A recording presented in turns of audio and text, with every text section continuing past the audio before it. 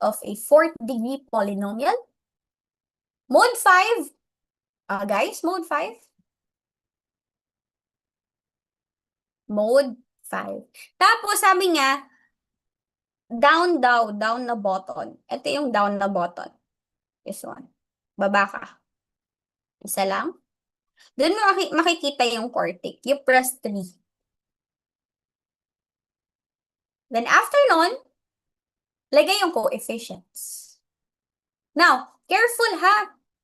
Kapag roots, make sure na yung mga coefficients sunod-sunod. Kapag quartic, coefficient ng x raised to 4, x cubed, x squared, x, tapos yung constant. Now, kanina sabi ko, yung constant dapat nasa right side. Kapag ano yon, solving mga unknown na values ng variable. Pero pag roots, dapat yung constant, same side sila. Nasa left lahat. Okay? So, lagay mo 2, 3, -11, -9, tsaka 50.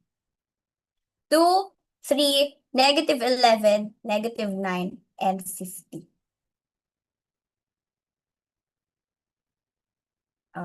Input sa mga calculators nyo. 2, 3, -11, -9, +50. Then equal -2.5, okay. Ano pa? Equal pa. -1.73 at +1.73. And I assume that 1.73 ay equal sa square root of 3 ba? Pwede bang pa-confirm if square root of 3 nga yun? May 1 pa pala. Sorry. Yes. Okay. Tapos na tayo sa basics. Tama na yung basic ng. Pahirapan mo naman kami. Oo na. Ito na. Algebra muna. Okay? Ang math yun nagsastart sa algebra, trigo, discal, integ, numerical method, yung engineering mathematics, DE, mga ganon. Nagtuturo ako sa math at ESAS. Ma'am, just wondering if accepted po ba ng PRC ang version 2? Yes, kaka-accept na lang last week. So yeah, nakahabol pa nga yung EE na nag-take kanina at kahapon. Board exam pala ng mga kapwa nyo EE kanina at kahapon. So, based sa feedback nila guys, concept ang math. Okay? More on statistics at saka numerical method. Parang 45 items daw, stat. Tapos konting-konting probability daw. So, pag hate ko yun, aralin ko na ngayon pala. Tapos, EE, more on talaga, fundamentals. Kayo na yung kukumuha sa next year. Next year or this year? I don't know kung kailan kayo mag-take. But anyway, algebra tayo. Algebra. Sino dito nag-MTOP? Ito yung mga questions sa MTOP, naalala ko ng mga bata-bata ako. So, the fifth term of an arithmetic, arithmetic sequence is 18 now. And the 10th term ay 33. Solve for the following. First term ay common difference pala muna. First term at saka sum of first 20 terms. A, B, C. A, B, C. So, ito yung mga susundin nyo na steps. Step 1. Pumunta kayo sa mode 3, 2. Pakipindot yon. Mode 3, 2.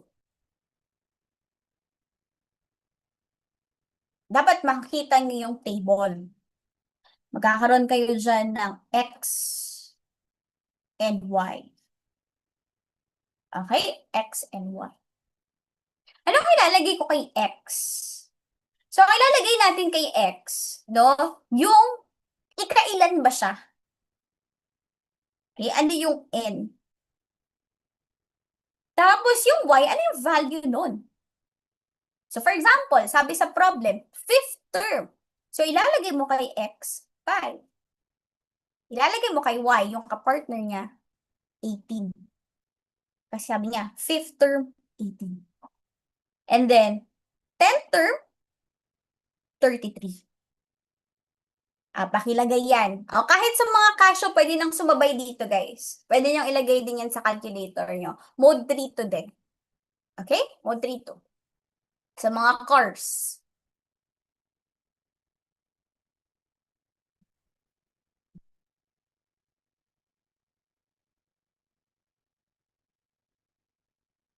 Tama, tama, tama. Next, press CA kapag tapos na. Press CA. Or AC sa mga gumagamit ng ibang calculator. Step 3. For letter A, common difference.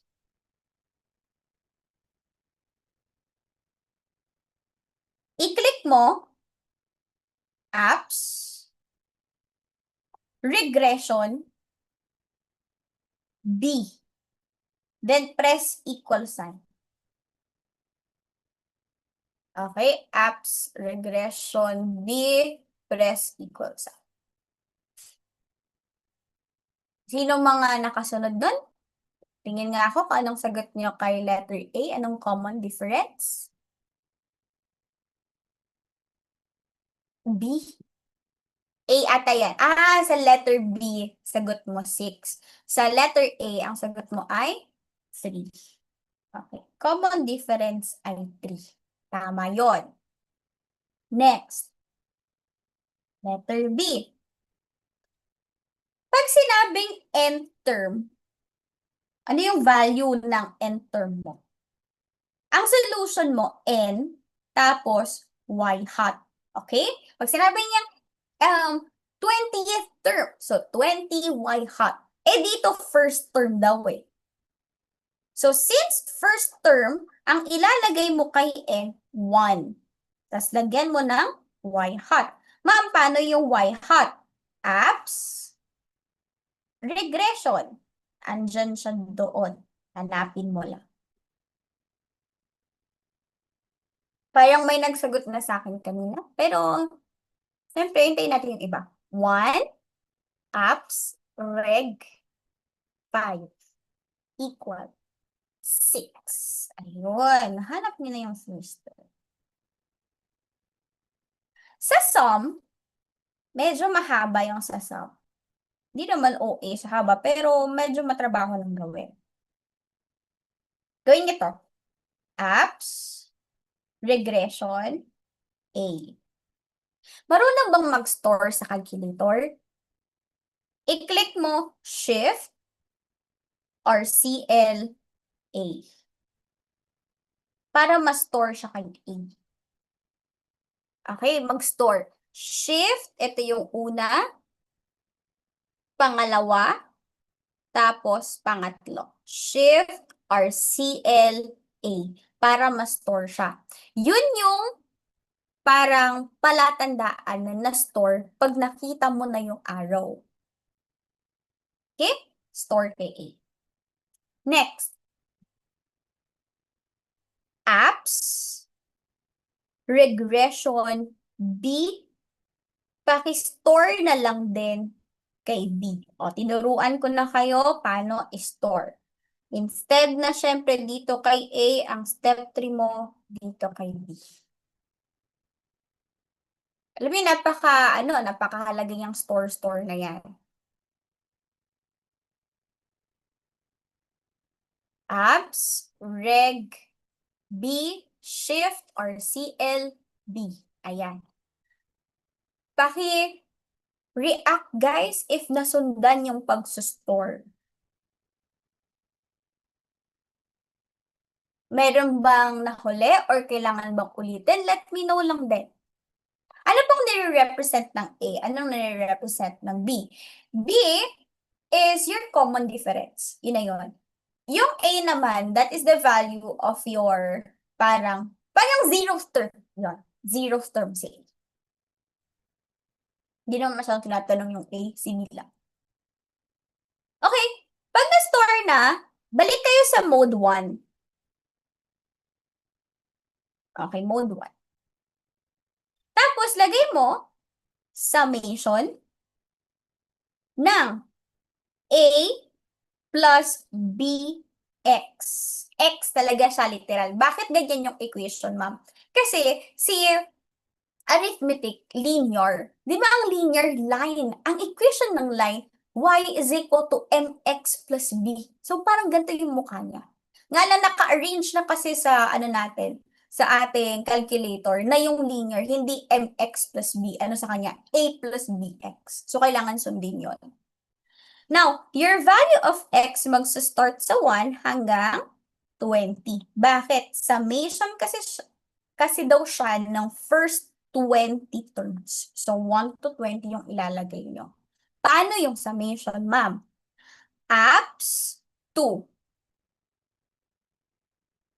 Okay? Apps 2. Sa mode 1, kailangan mong bumalik sa mode 1. Ang regression A ay zeroth term.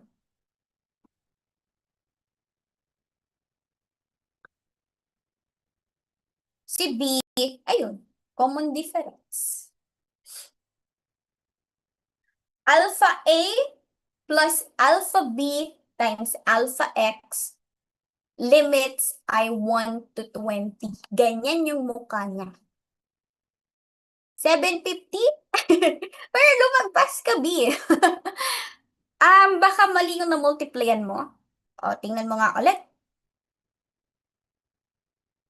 Or,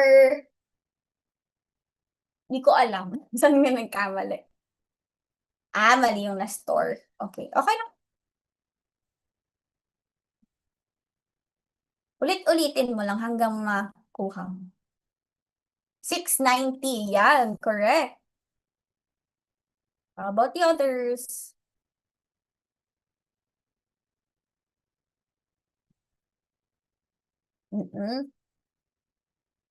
Kuha.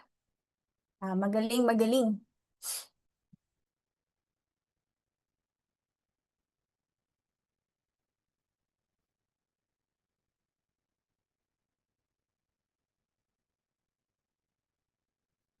Magaling, magaling. Very good. Okay.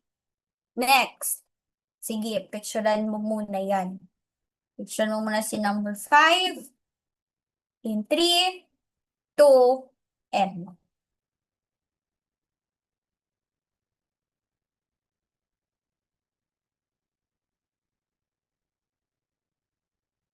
number 6. Let's see. In geometric sequence, geometric naman. The first term is 2. And the fourth term is 54. Solve the following. A, common ratio. B, 7th term. C, sum of first 5 terms. Okay, parang same lang sila ng tanong kanina kay number 5, pero syempre ibang sequence lang to or ibang progression. Pag geometric, listen, mode 3, 6. Mode 3, 6. Tapos, di ba, lalabas yung table, may X, may Y ka. Ganun pa din. Yung X, nth term. Kung ika-first ba siya, second, fourth, kung sinabi sa problem. Yung Y, yung value nun. First term daw. Okay, yung value, 2. Fourth term daw. Yung value, 54. Press CA kung tapos mo nang i-input. Kahit sa ibang calculator, pwede itong magamit. Okay? Para hindi ano yung iba dyan, ma-OP. Ma-OP. Mode 5, mode 3, 6.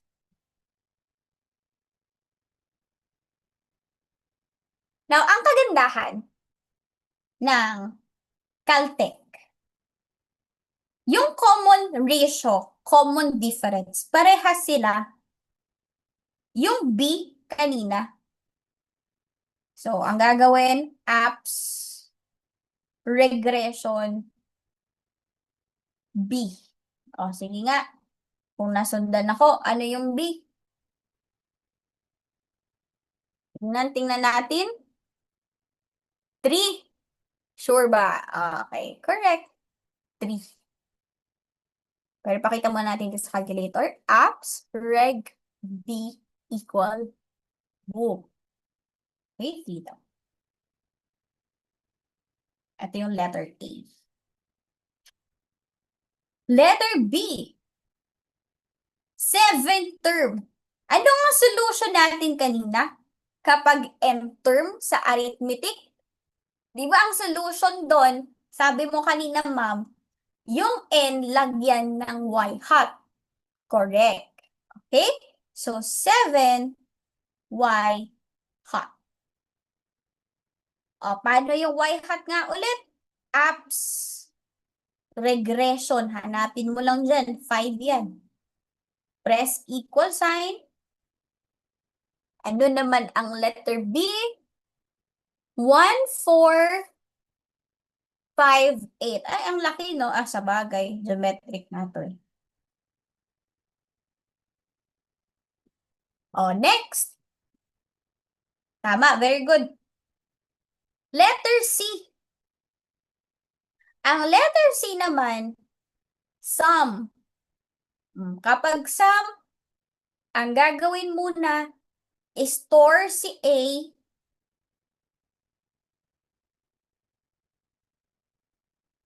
tapos pati si B, store mo din.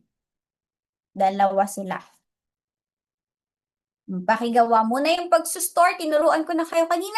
Pero kung nakalimutan, Shift or CL. Okay? Shift or CL.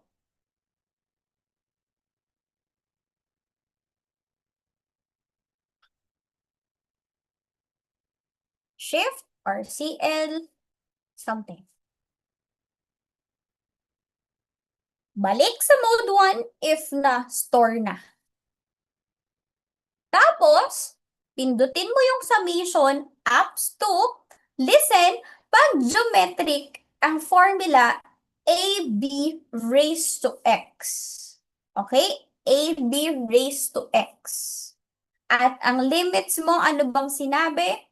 First 5 terms. So, 1 to 5.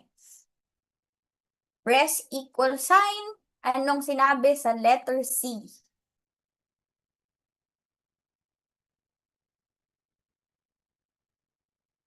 Kung hindi nasundan, tingnan tong mga calculator ko. 242? Okay, very good.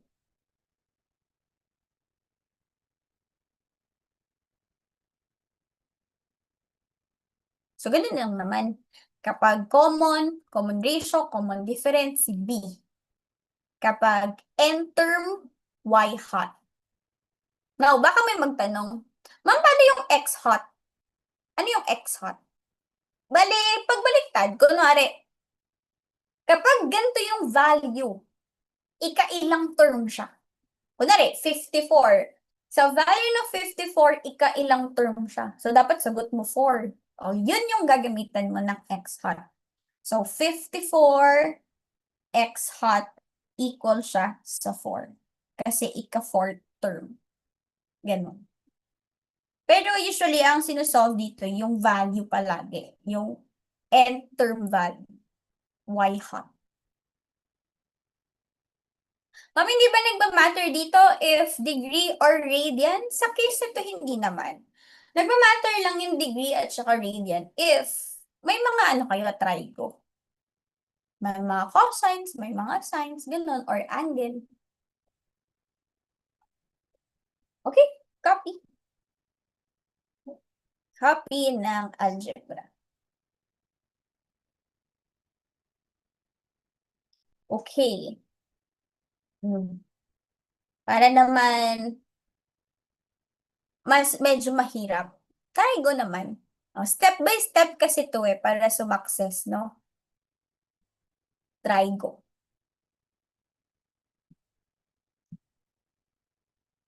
Okay. Two sides of a triangle measures 6 at saka 8. And their included angle is 40. Find the third side. O, di ba triangle, pinag-uusapan dito yung, trigo, pinag-uusapan si triangle. I-drawing ko ha, para lang visualize ng konti.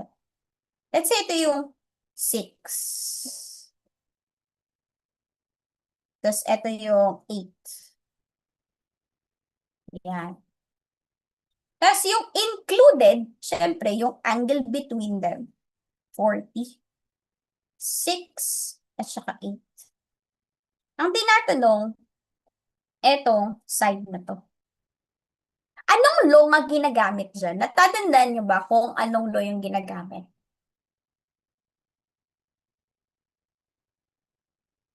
Di ba sa trigo may mga law, may mga SOHCAHTOA? Nga lang ang SOHCAHTOA, magagamit mo lang yon kapag ikaw ay gumagamit ng right triangle. So, dito, hindi right triangle to. Okay? Or wala namang sinabi, pero hindi mo pwede kasing assume yun. So, kung hindi right triangle, we use sine and cosine. Now, sa problem na to kasi, ang given, dalawang sides at included angle. Tama yon, gagamit kayo ng cosine law. So, we will use cosine law. Pero, ang haba kasi ng formula nun, di ba? Ayoko. So, to solve for this side, tawagin natin siyang C. Ganito solution nyo. Pumunta kayo sa mode 2. Okay, go to mode 2. Mode 2. Ang mode 2, sa mode 2, ilagay nyo absolute value, okay, ng pili ka kung anong gusto mong side yung uunahin. Si 6 or si 8. Okay, si 6 ang napili ko. I-subtract mo sa natirang side, si 8. 6 at saka 8. Tapos, lagyan mo siya ng angle. Now, okay, take note na required dito na naka-degree. Bakit? Kasi ang given, degree din. Degree mode. Or, sige, kunwari napili mo si 8. Una mo si 8, tapos si 6 yung lagyan mo ng angle. Okay lang yun, walang problema yun. Parehas lang yung magiging sagot. Anong sagot nga? 5.144. Not sure po. Why naman not sure? Dapat sure ka. Di ba yan din naman lumabas sa calculator mo?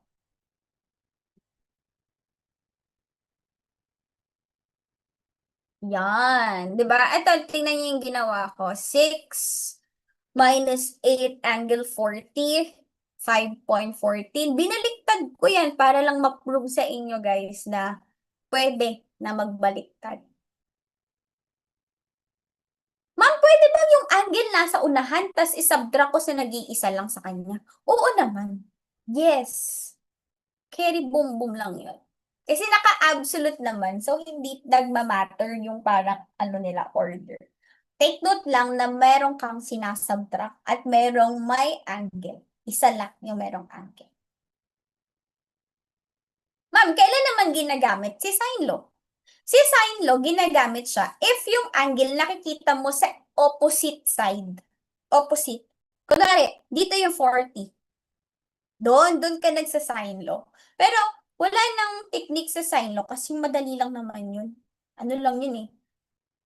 A over sine A, di ba? Equal sa B over sine B. So, wala nang technique sa kanya. Si cosine lang. Cosine kasi may mga square root. Ang dami ko sinabi. Daming sinabi ni ma'am. O, kamustahin ko muna kayo. Guys, so far, may nalalearn ba? Yes. Okay, heart 2. Like. Thank you so much sa response. Yes. Okay, very good, guys. Copy ng number 7 in 3, 2, and 1. Kanina may nagpabalik ng number 6, but I'm so sorry, yung mga sinulat ko, nawala na. Pero, siguro natandaan mo naman yung solution eh. I-share mo na lang. In 3, 2, and 1.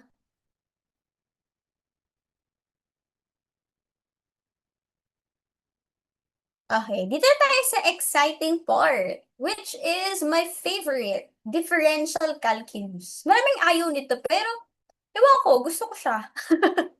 Gusto ko siya dati na nag-aaral ako. Yung iba mas gusto integral, ganun. Wala pong 8. Ay, namali yung numbering ni ma'am ha. Pasensyahan niyo na, siguro inantok. Pasensya na. Diretso tayo kay 9. Baka hit number ko siya. But anyway, differentiate. Y is equal to arc cotangent of 3x. Okay, differentiate. Now, eto na required na kayo dito mag-radian. Y. Pag differential calculus, pataas. Okay, radian mode mo yun. Pero may mga ibang ano naman, given na hindi naman required, pero para lang nakaset na talaga yung calculator, no? Hindi na paulit-ulit na nagre-radian, gano'n. Basta higher math radian mode. Okay, first derivative, Caltech. Assign a value of x. Now, sa pag-a-assign ng value of x, walang mali.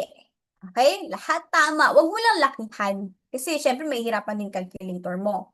So, I recommend din may decimal. Palagi kong ina-assume 0.1 or 1.1. Pwede yung palitan yung sa inyo. Okay lang. Now, sa calculator, walang arc cotangent. Arctangent lang meron. Arcsine, arccosine. Paano mo i-input si arc cotangent sa calculator? Guys, paano nyo i-input to? Paano nyo input yan? 1/tan? Tama yan if hindi tayo arc. Hindi natin pinag-uusapan yung arc. Pero naka-arc kasi siya eh. So, paano yan? Ganito. Ganito ha. Pag inverse, arc, tangent, tapos yung loob yung ini-inverse niya. Saglit lang. Saglit lang. Baka kasi naguluhan, ma'am. Ang akala namin 1/, yon. Okay. Pag sinabing arc cosecant, okay? I agree na 1/sin yun. Okay? I agree. Walang mali doon. Yung second naman, I agree na 1/cosine theta yun. Walang issue. Kapag naman cotangent, that is 1/tangent. Walang ulit issue doon. Now, listen. If the cotangent theta is equal to x, your theta is equal to arc cotangent of x. Tama? Ganun mag-solve ng angle. Okay? Ina-arc siya. naman, si cotangent, sabi nyo sa akin, 1 over tangent. Parehas pa rin na equal sa x kasi cotangent lang to eh. Now, kung i-inverse ko sila, I mean, baga cross multiply, dito napunta si x, dito napunta si tangent theta. Your theta, as you can see here, is arctan ng 1 over x. Ganon. So, kung inverse, ang pinag-uusapan yung angle. That's why, yung loob lang yung nare-reciprocal. Okay? So, kumpletuhin natin to. Pag sinabing arc cosine x, that is arc sine of 1 over x. And arc secant of x, that is equal to arc cosine of 1 over x. And last, pag sinabing arc cotangent of x, that is arc tangent of 1 over x. Klaro ba dun, guys? O, reaction nga if klaro dun. Yes? Okay. Thank you so much sa inyong response. Copyhin if you want to copy yung explanation. Copy in 3, 2, and 1.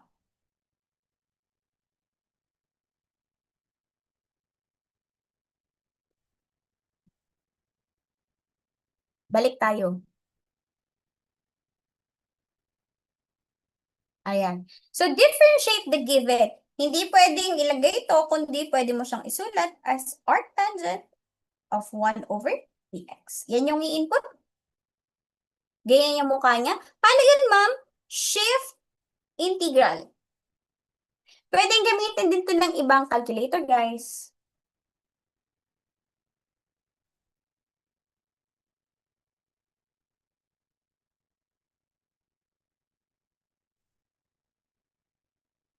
Radian mode.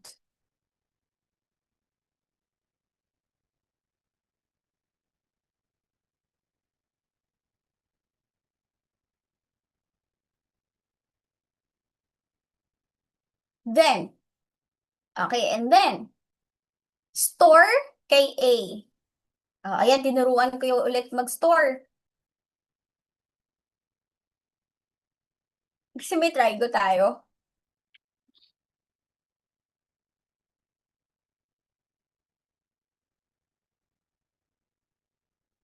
Tsaka yung ina-assume mo na value ng x. Ano na yan? Naka-radian. Maliit lang kasi yung value ng x. Tapos, listen. Choose a choice. Pili ka sa choice. And then substitute the assigned value of x to the function. For example, sa letter A, pinili ko yung letter A. 3 divided by 1 plus 9 times, ginawa kong 0.1 squared kasi yung x ko 0.1. Yung inassume ko dun sa step 1. Tapos, divide mo yung answer nun kay A. Tingnan mo kung magwa-1 siya. Kung 1, siya yung tamang sagot. Since si A ay hindi nag-1, try ko si B. Yung B, negative 3 over 1 times 9 times 0.1 squared. Okay, dun siya nag-eksakto 1. Letter B. Nag-gets you ba yung last step, guys? Balinan lang yan. Derive the given, store your answer to A, at i-divide yun sa choices. Tingnan kung sino yung magpapawa. Ma'am, isa lang ba talaga magwa-1 dyan? Oo, isa lang.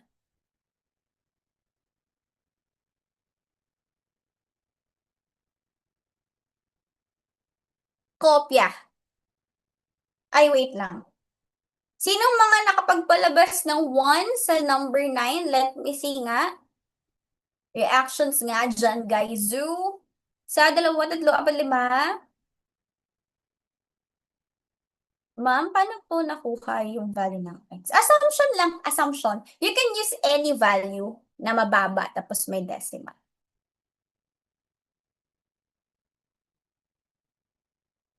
I recommend mag-gradient mode na kapag may nakitang mga cosine and sine.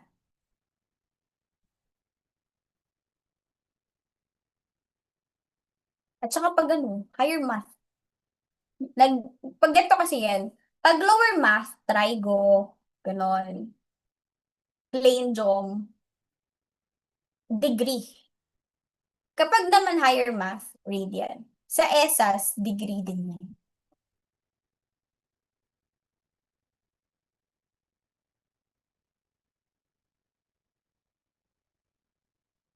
Yes, yes, yes.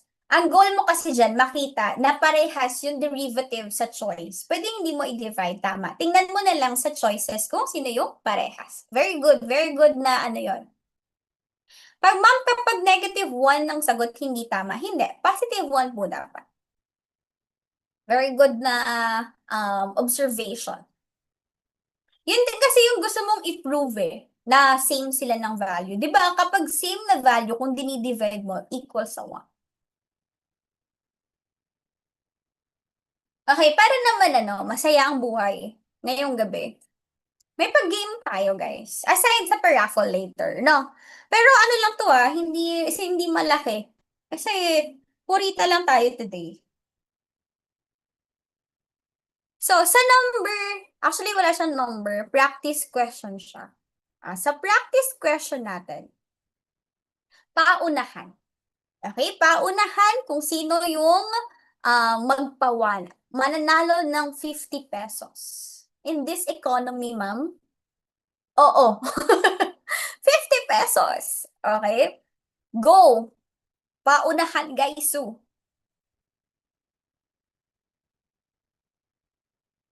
Mag-chat sa everyone, hawag yung ano, yung direct sa everyone or sa chat box dyan. Anong letter ang derivative? Huwag ka mag-guess, B. Huwag guess. Okay? Mag-ano ka? Mag-solve ka. Dali.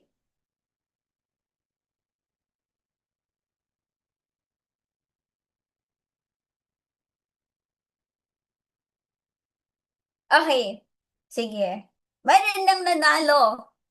Si John Dale Ramirez. Tama yung kanyang sagot. Ang sagot ay letter A.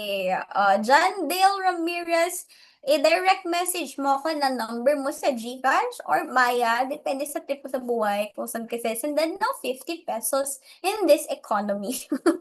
Ano ka bibili sa 50, ma'am? Hindi ko din ano.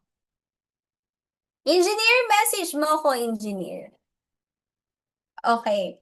Yun lang ang pag-game natin. Wala nang pa-raffle. Joke. Meron pa later. Copy. Copy niyo yung practice in 3, 2, and 1.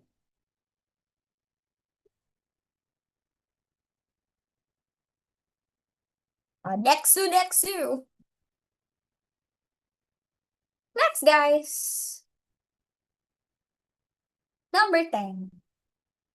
What about second derivative? Okay, second derivative. Walang pag-game to, ha? Huwag kayo magpatali. Kalmahan nyo. Kung second derivative, ganun pa din. Pero, dalawa yung i-assign na values para kay x.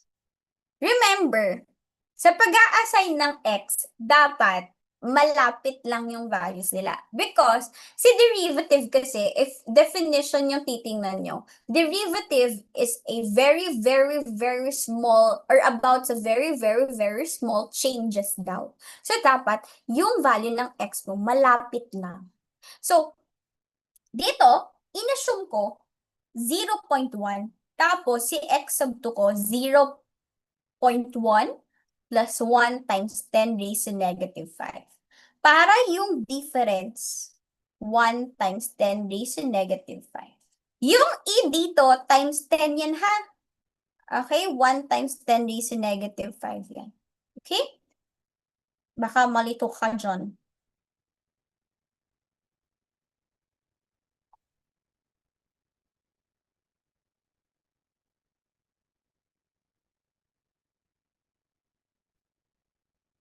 Okay. Step 2. Dalawang beses mo siyang i-differentiate. So, pakilagay sa calculator mo to. Pakilagay yan sa calculator.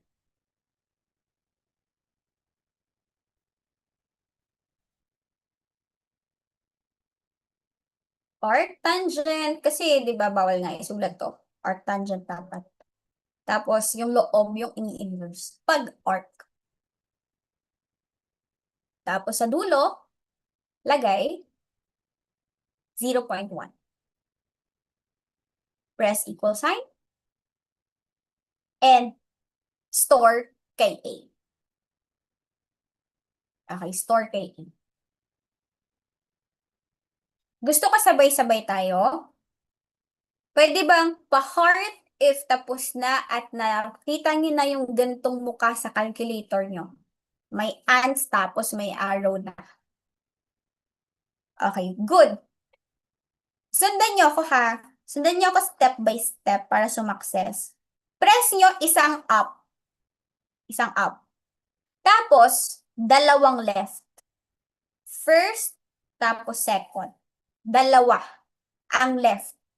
Parang ganito yung mukha niya. Up. Dalawang left. Yan. Okay. Dugtungan nyo yung 0.1 ng plus 1 times 10 raised to negative 5. Dugtungan nyo ng plus 1 times 10 raised to negative 5. Ganyan. Store nyo kay B. Okay, store kay B. Ang goal nun, para hindi ka na umulit. Kasi kesa ano mo siya, isulat mo ulit or i-input mo ulit derivative, di ba? Pwede namang i-up tapos i-left-left lang para ma-edit mo lang yung data mo. Wait lang, nagawa nyo ba yung pag-store kay A and B? Para klaro lahat, no? Before ako mag-proceed, baka salita lang ako ng salita tapos hindi nasusundan, di ba? Okay, good. Next, ang derivative kasi, or second derivative, ang concept nun, that is the change of your first derivative divided by sa change ng x. So, itong mga a and b, derivatives mo yon, first derivatives. Kukunin mo ngayon yung change niya. So, b minus a, tapos ang change ng x natin, 1 times 10 raised to negative 5. Store kay c.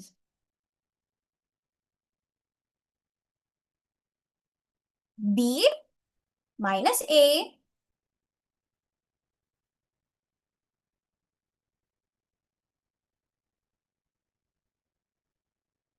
over 1 times 10 raised to negative 5. Store kay C. Dapat ganyan yung C nyo ha. And si C, i-divide sa choices. Tingnan mo kung sino yung magpapa-1.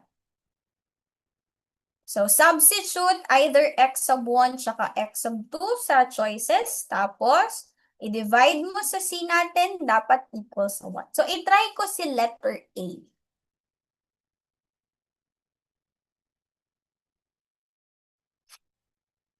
Hindi naman siya, hindi naman siya, actually, numerically nga to, kasi approximation lang. Hindi siya nag-i-equal sa 1. Ano lang, malapit sa 1 lang.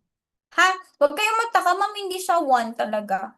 Parang 0.9999 siya, ma'am. Okay lang. Letter A yung tinry ko mali. So, try natin yung ibang choice. Guys, kung mapapansin nyo din pala, dito sa pag-substitute ko, nilagay ko lang x. Pero, take note din na hinalok ko yan after. Pagka-calc ko, nilagay ko yung value ng x na 0.1. Huwag niyong kalimutan ha, kung ganun yung isa-substitute, dapat nagka-calc kayo. Kung si x yung ilalagay.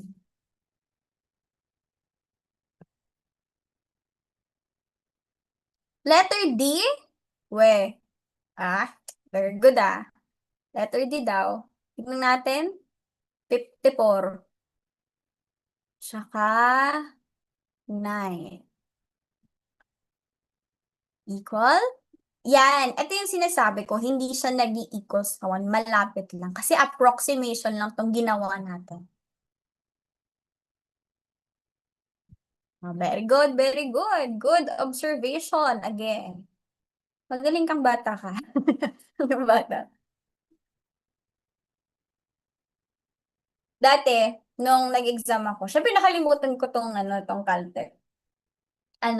Minamano-mano ko yung first derivative. Tapos, kinakaltek ko na. Kasi yung first derivative kasi madali, di ba? Hindi ko kasi naintindihan yung concept dati, kung bakit, yung Caltech. Pag nag-gets mo kasi yung concept niya, parang hindi mo kailangan i-memorize. Okay? Based kasi sa concept yung mga formulas ng Caltech. Kunwari, if gets mo na, ano yung A na to, ano yung B na to. Eh, alam mo na first derivatives yun. So, kung second derivative, di ba, ano yun? Change ng, pag first derivative kasi, change ng y over change ng x. Kung second derivative, change ng first derivative mo over sa change ng x. Kung third derivative, change ng second derivative over sa change ng x. Ganun lang naman.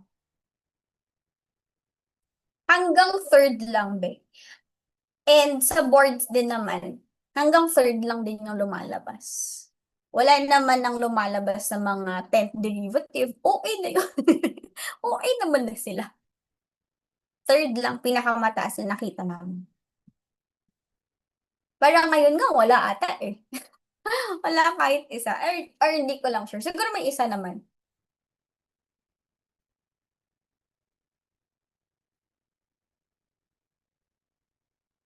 F of x plus h minus f of x over h. Yan ay approximation yan din ng first derivative. First derivative yan. Forward difference na approximation.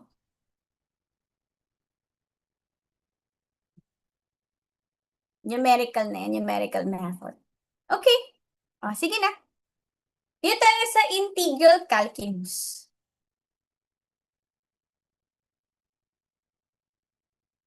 Ay, dyan, Dale, hindi mo ko na-message dito yung yung GCash mo. Nakalimutan ko na. Yung price mo ba? Sa integral calculus, nga tawag dito, this is indefinite integral. Bakit indefinite, ma'am? Kasi walang limits. Now, madali lang to, guys. I swear. Konting steps lang. First step, assign a value for x. Bala ka kung anong bali ng x. Ako, 1.1 or 0.1.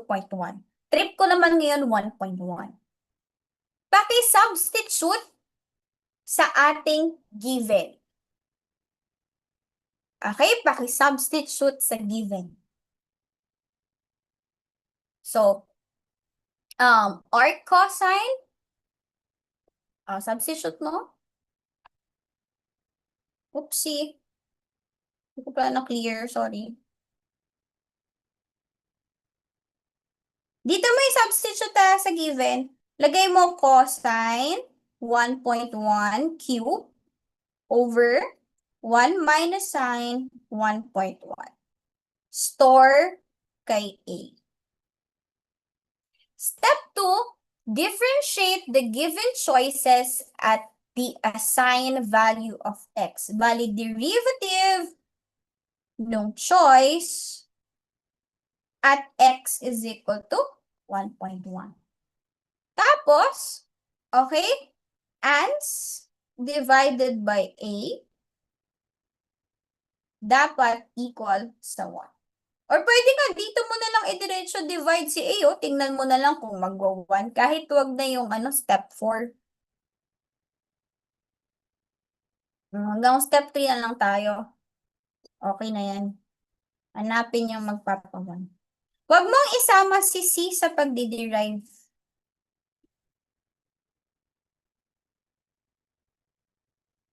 C po, ma'am. Let me check. Oh, C.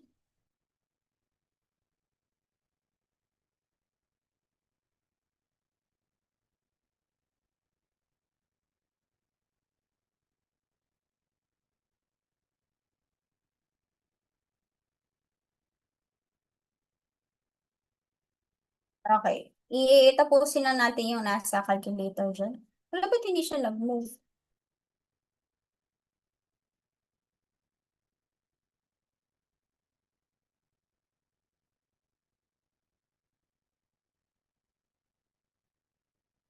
Ayun.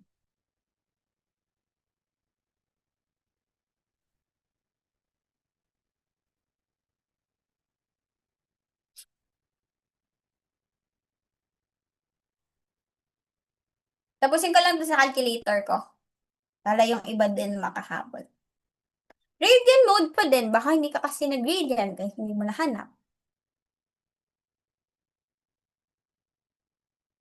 Kung sa Caltech, mas madali yung integral. For me lang. Actually, pares lang naman pala sa derivative.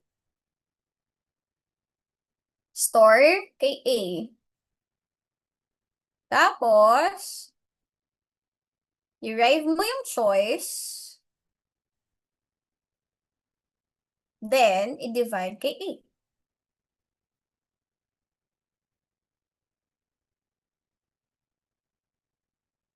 Derivative.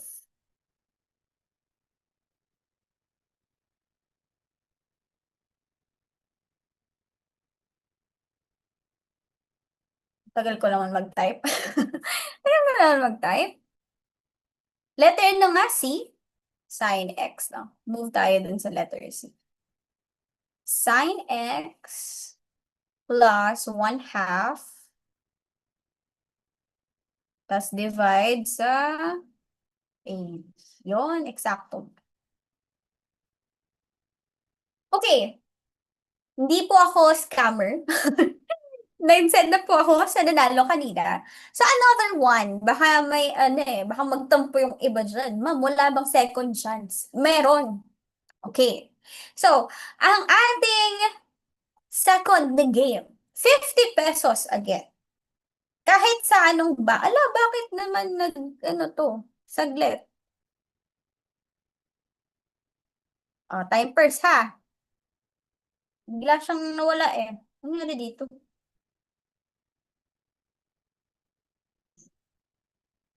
Welcome. Guys. Okay? Hindi siya number. Practice question. Game number 2. Integral calculus. Okay? Find the integral of 1 over x squared plus 10x plus 16. Anong letter? 50 pesos ha.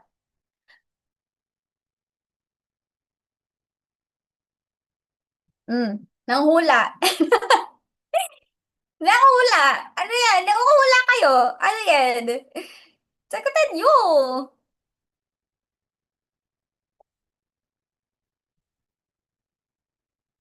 Mga nanguhula lang.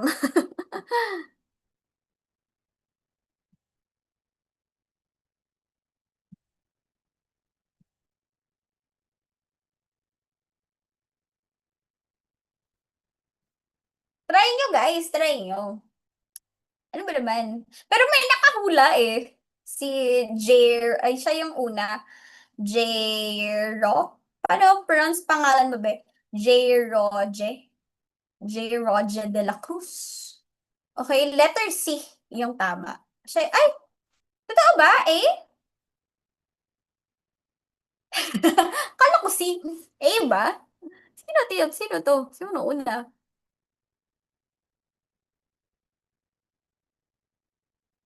A pala be. A. Hindi pala C. Hindi pala ikaw yung nauna, J. Sorry, sorry, sorry.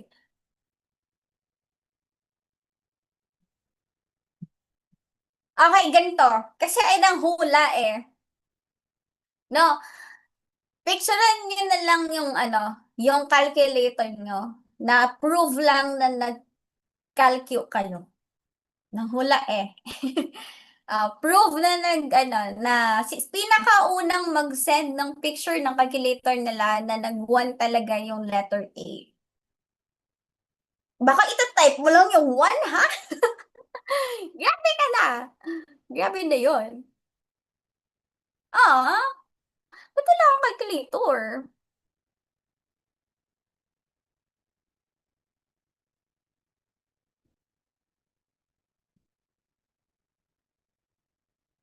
Pero give ko na to kay guys. Kasi kinalcute niya talaga na hindi siya nanghula.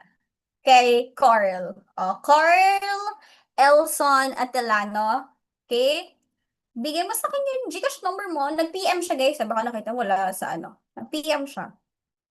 Gcash, 50 pesos. Or QR, pwede lang. So, yun lang yung pag-game natin tonight. Okay?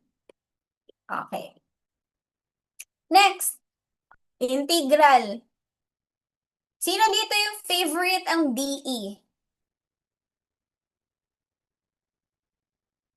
Sino dito yung favorite yung DE? Ako.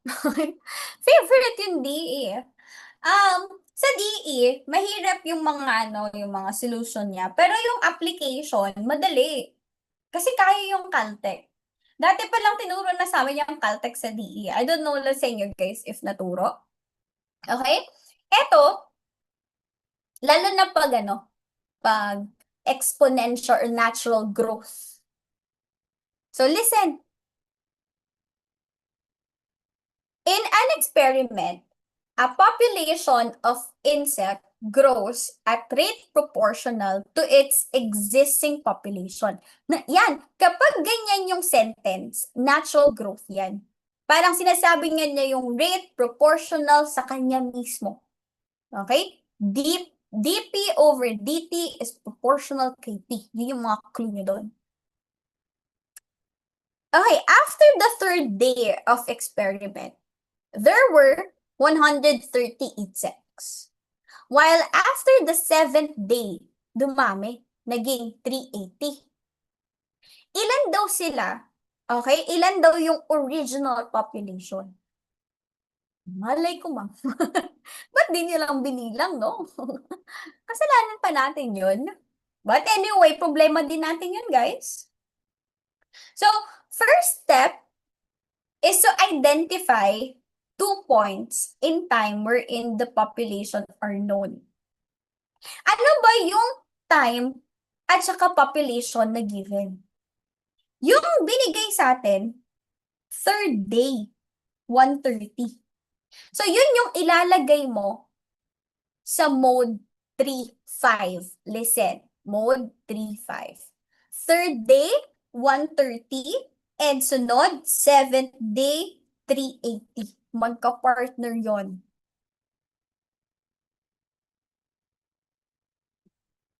Lagay sa mode 3-5 and then CA pagkatapos. Now, how many insects were in the original population? Ganito yan, tingnan mo kung sino yung tinatanong or kung ano yung tinatanong. Sabi niya, ilan daw yung insect? So, si Y yung tinatanong. Ilan yung insect? Okay? Original. So, pag original, it means nung initial, di ba? Kung initial, anong time mo doon? 0. Kung sino yung tinatanong, yun yung may hot. Okay? So, solution mo, 0, Y, hot. Di ba tinuro ko na kanina yan kung paano yung Y hot? Nasa regression lang yan.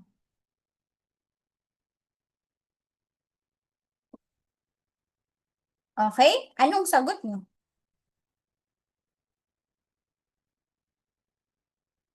Yes. Pag sinabing DP, yung rate ba? Pag rate kasi derivative yun with respect sa time. Ito yung rate. Proportional mismo sa population natin. Rate is proportional sa population. Yan yung growth. Mode 3-5 na yun.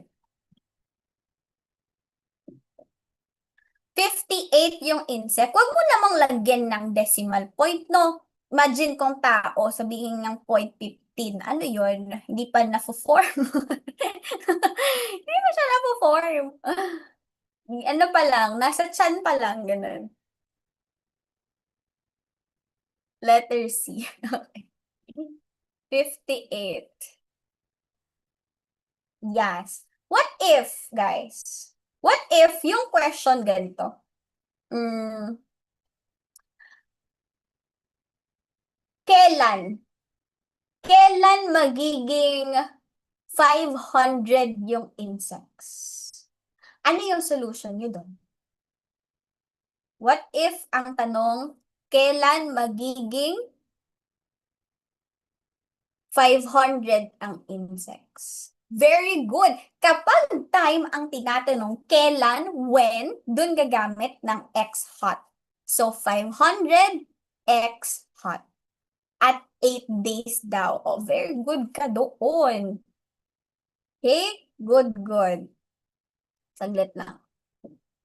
Ibigay ko lang yung price nung last na nanalo.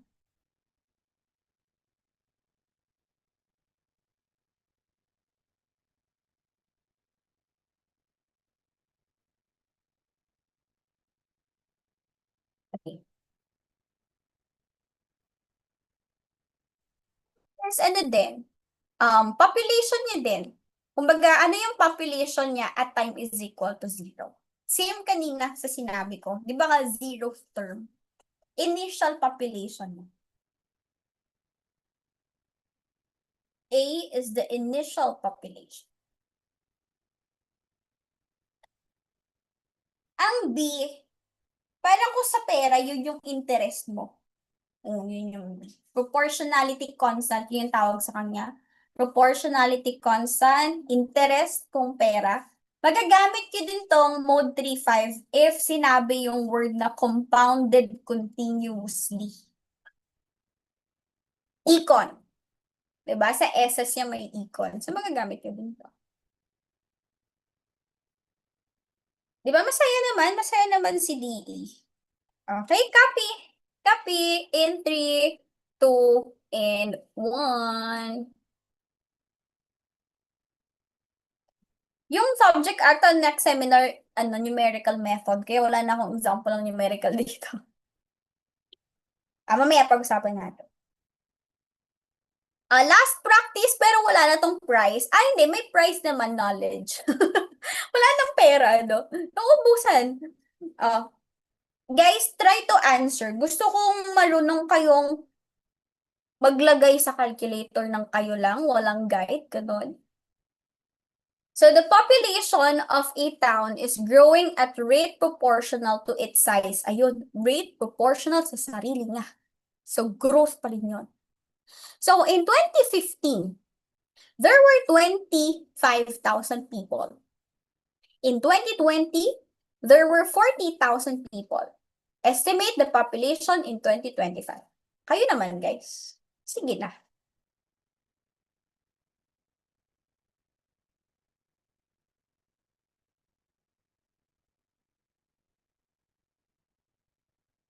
Kayo naman.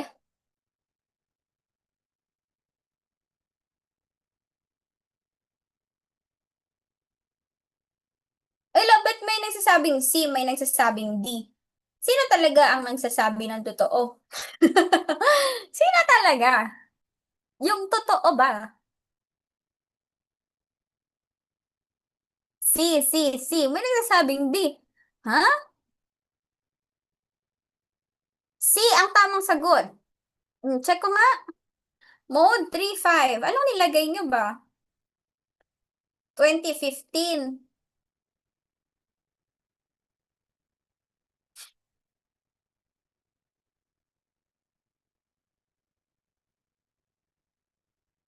64,000 daw eh. Sige, hintayin ko na lang sa calculator. 25,000 sa 2015. Tapos, 40,000 sa 2020. Ang tinatanong, ilan ang tao ng 2025? So, why hot, di ba? 2025. Why hot? Let me check. Oo nga, 64,000 sarado. Baka na-typo lang yung iba dyan. Okay?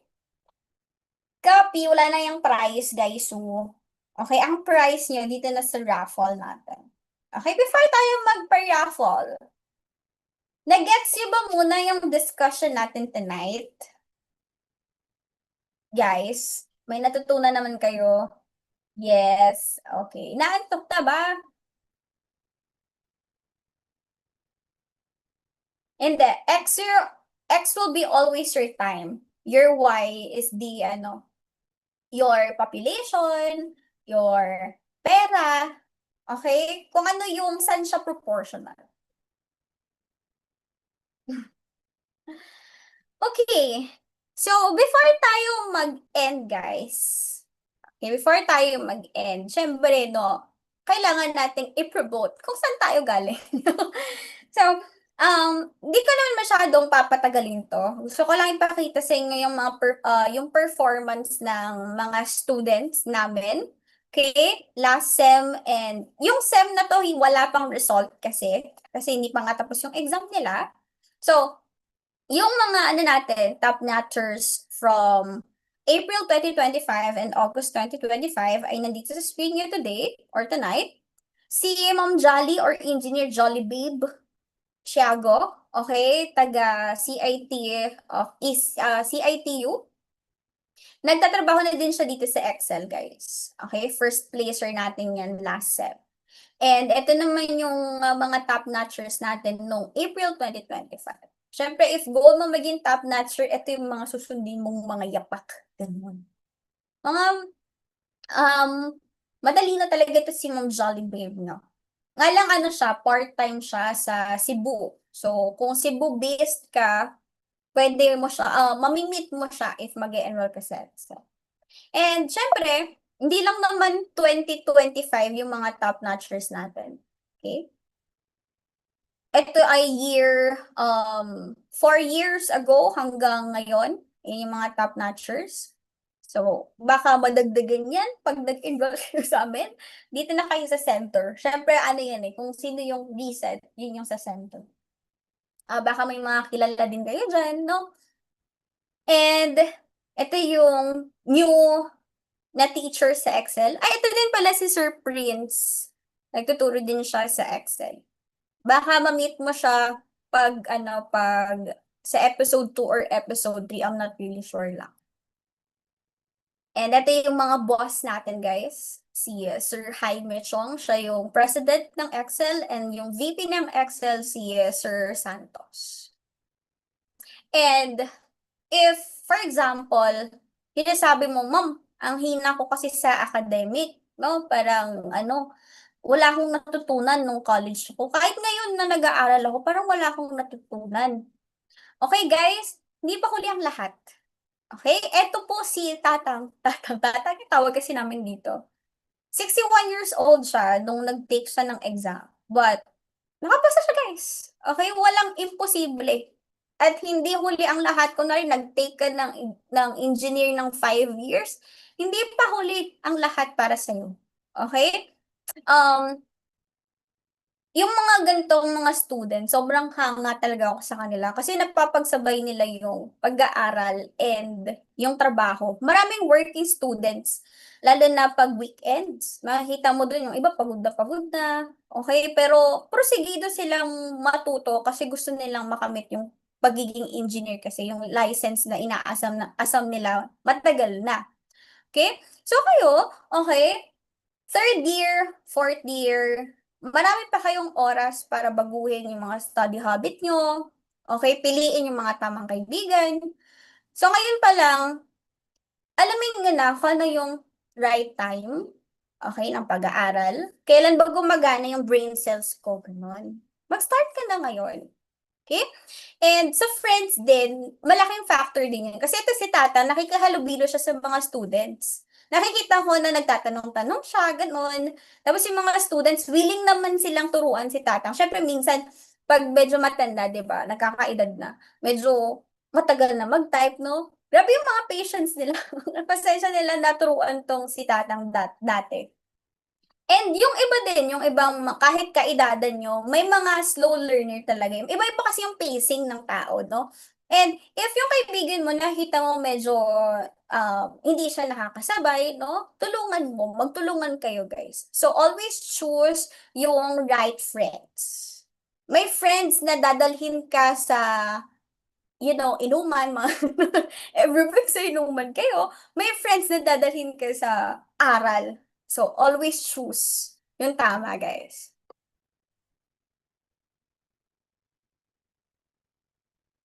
Okay, ano pa? Um, okay, so yun lang naman yung sasabihin ko, guys, no? Kasi marami pang sasabihin yung mga teachers natin sa episode 2 and episode 3. Remember, guys, na mayroon pa tayong episode 2, numerical method, April 26, but hindi pa ata siya na-post si Sir JJ. Hindi pa ba? Okay, if ever na hindi pa, tignan-tingnan niyo lang yung page and mag-register kayo doon. For episode 3 naman, okay, power system. Or iba ka, same lang, same na link lang. Ito yung mga raffle natin sa April 26 at saka May 2. Oh, napakabongga ng scholarship. Libre na yung yung pag-aaral mo sa review. Today, or tonight, sorry, dalawang calculators yung ipapamigay natin. So, dalawang winners. Tapos, isang winner, 2,500 voucher, guys, sa pag-enroll niya sa amin. So, for example, yung enrollment, 15,000. So, may 2,500 na less ka. So, wait lang. Ito na yung hinihintay ko, diba? Okay, raffle. Etong unang raffle natin, saglit lang. Sa dalawang calculators to ha. Kaso na yun.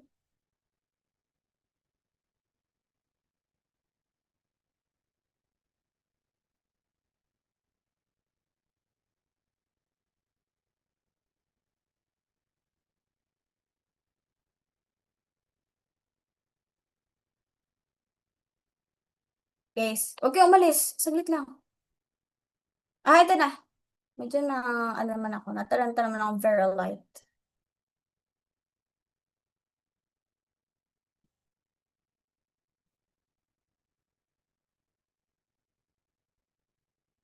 Okay.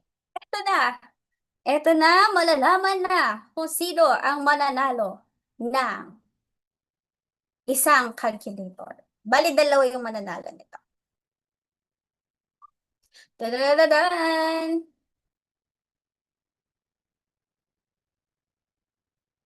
Sino ka? Sino ka? Nakikita yung screen, no? Okay, Amelano Ismael04@gmail.com. Ito ba yung email mo, girl or boy? Nandito ka ba today?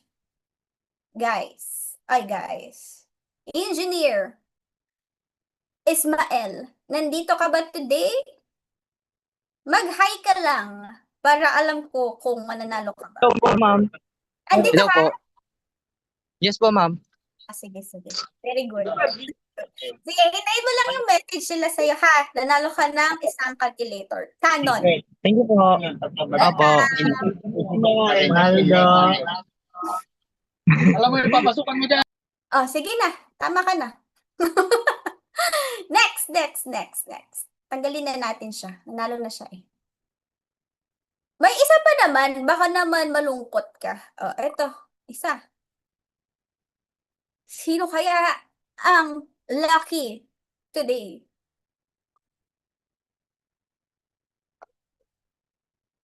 Joanne! Joanne Salagan.